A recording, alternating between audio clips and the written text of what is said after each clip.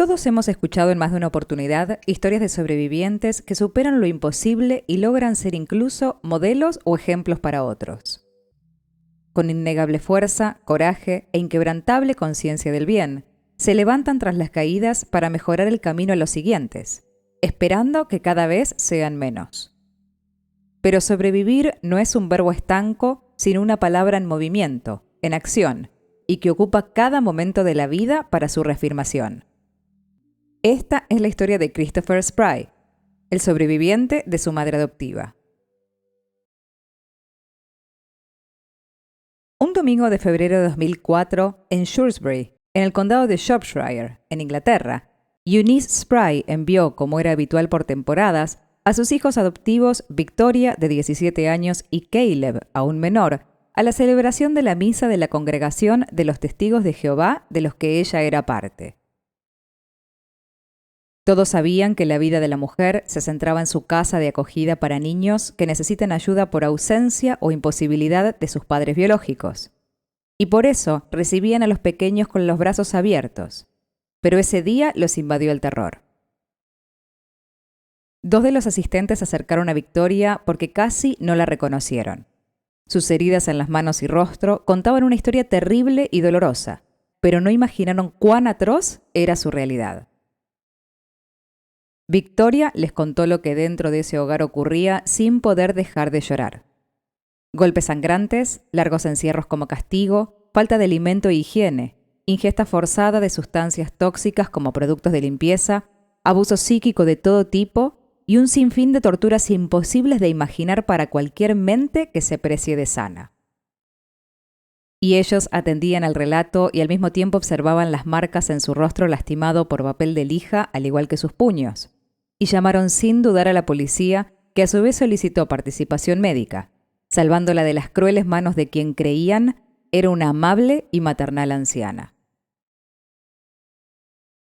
Christopher, de 16 años, se encontraba ese día en la casa de los padres de Eunice, quienes necesitaban asistencia diaria por su edad, y él se había vuelto su cuidador y sostén desde hacía un tiempo.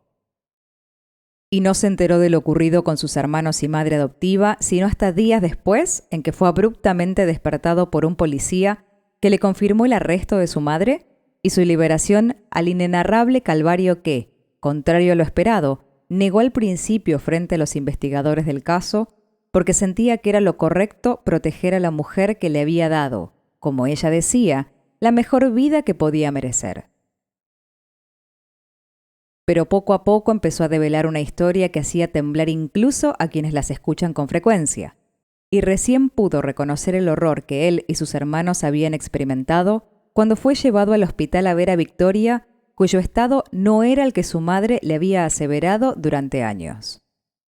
5 años antes, durante el 2000, algunos de los integrantes de la familia Spry sufrieron un terrible accidente vial en el que Judith, la hija biológica de Eunice, y Charlotte, una joven que fue adoptada desde su nacimiento, perdieron la vida. Victoria, que viajaba con ellas en el vehículo, sufrió graves lesiones que no fueron curadas como es debido y fue confinada por Eunice a una silla de ruedas porque de esa manera podía cobrar más dinero del Estado y del seguro. Christopher, quien creía que su hermana adoptiva no volvería a ponerse de pie porque así se lo había dicho su madre, la vio pararse y caminar por sus propios medios en el hospital, y en ese momento su mundo se derrumbó. Entró en modo escape, como contó luego, y corrió por los pasillos del hospital desesperado, como si intentara dejar atrás las mentiras que una a una se ordenaban en su mente. Esa mujer que lo había cuidado desde sus 3 años, en 1991, no era lo que creía. Y pronto pudo narrar todo lo que allí padeció junto a Loma, su hermana biológica mayor, enviada poco antes a un instituto cristiano que aporta ayuda, entre otros casos, a jóvenes problemáticos, y Victoria, quien se llevó, según dijo, la peor parte porque fue quien más la enfrentó. Les relató las torturas que su madre imponía y que él, a pesar de ya no ser un niño, creía merecer, como ser golpeado con varillas de bambú en los pies, sumergido a la fuerza en agua hasta no aguantar más la respiración e incluso perder momentáneamente el conocimiento, obligado a beber cloro, detergentes y desinfectantes, atacado con una pata de silla que la mujer introducía en su garganta al confesar actos que no había realizado y haciendo fuerza para soportarlos en su organismo, porque de lo contrario debería ingerir lo que su cuerpo había desechado. Eso, claro, con todos los otros desechos biológicos, degradándolos por completo a un nivel inferior que cualquier especie viva. Y no solo él, sino Victoria y Aloma, porque los otros niños solo eran testigos de las agresiones y en algunas ocasiones los que debían determinar quién recibía qué castigo por los actos que ni siquiera existían, como si fueran sus pequeños verdugos. Sin acceso a la educación por haber sido sacados de la escuela al tiempo que sus heridas eran visibles y con la falsa promesa de enseñarles lo necesario en el hogar, Eunice gozaba de la impunidad por ser una casa de acogida privada con cierta ayuda del Estado que no se dedicó nunca a inspeccionar la vida de los niños, desconociendo que estaban en una zona rural y aislada, sin servicios como electricidad, agua potable o teléfono, y que fueron elementos claves para concretar su perfecto plan maléfico. Pero al conocer el caso, los servicios sociales actuaron y con ellos la justicia, encarcelando a Eunice Spry de inmediato, para esperar el juicio en el que sus hijos adoptivos revivirían todos esos sucesos. Y fue el 20 de marzo de 2007 que la declararon culpable en los 26 cargos de abuso infantil, condenada a 14 años de prisión, de los cuales apeló y descontó 2, para finalmente cumplir tan solo 7 por una insólita reducción de la condena, pudiendo tener ella una segunda oportunidad, algo que los niños a su cargo no tuvieron del todo. Y eso también se volvió parte del calvario, porque a pesar de ya ser adultos para ese momento en 2014, temían que esa extraña que hacía de malvada madre volviera a vengarse y terminar el trabajo que, todos creían, no pudo por una mera cuestión de tiempo. Al menos los 3 que recibían más agresiones, y en especial Victoria, que fue quien, en definitiva, liberó a sus hermanos al delatar a la mujer que los había atormentado de las maneras más imposibles durante más de una década.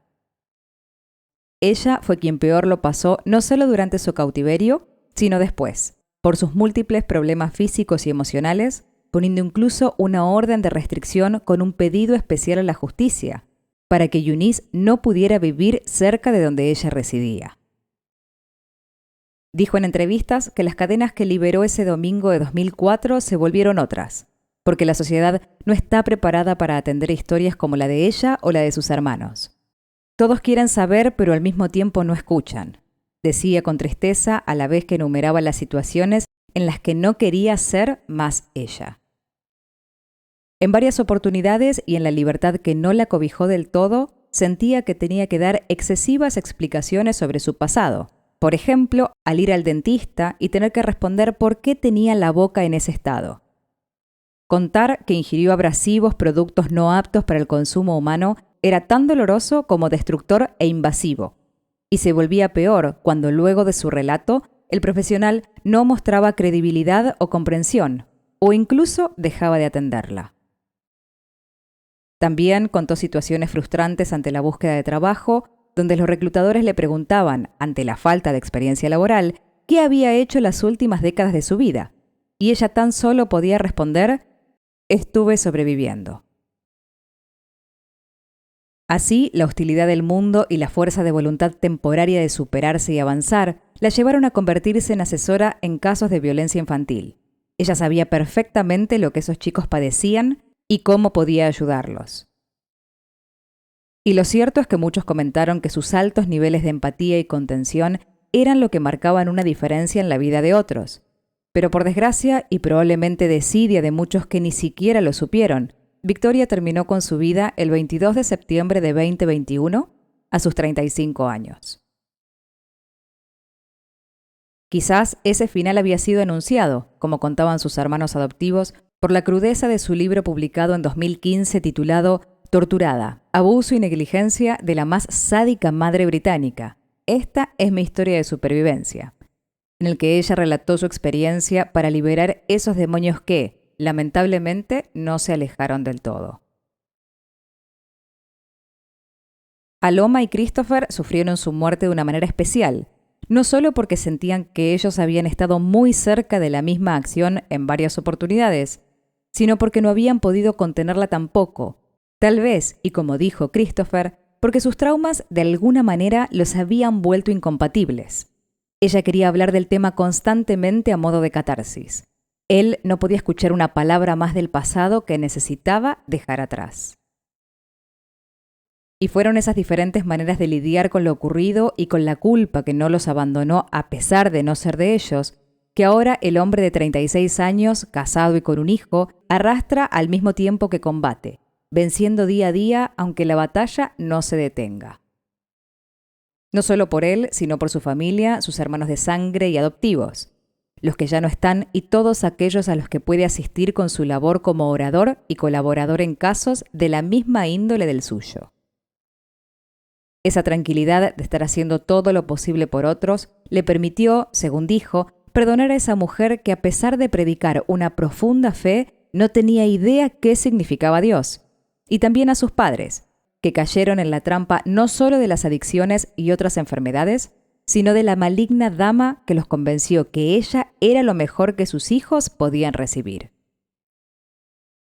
Y si bien en junio de 2014, cuando Eunice fue liberada, el terror y la impotencia volvieron a correr por sus venas, fortaleció también su convicción de dar a conocer las fallas de un sistema estatal y privado que lo dejó rehén del tormento más profundo de su vida.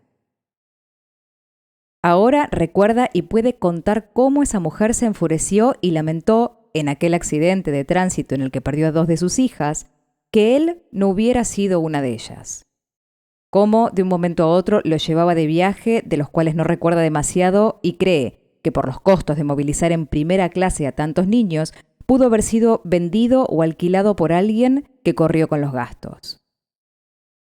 Cuánto alivio le provocó siempre que algunos de sus hermanos no fueran agredidos como él, y cómo jamás sintió rencor o siquiera molestia por eso. Cómo su madre adoptiva intentó a diario ponerlos en contra, sin lograrlo, porque ellos fortalecieron su vínculo fraterno.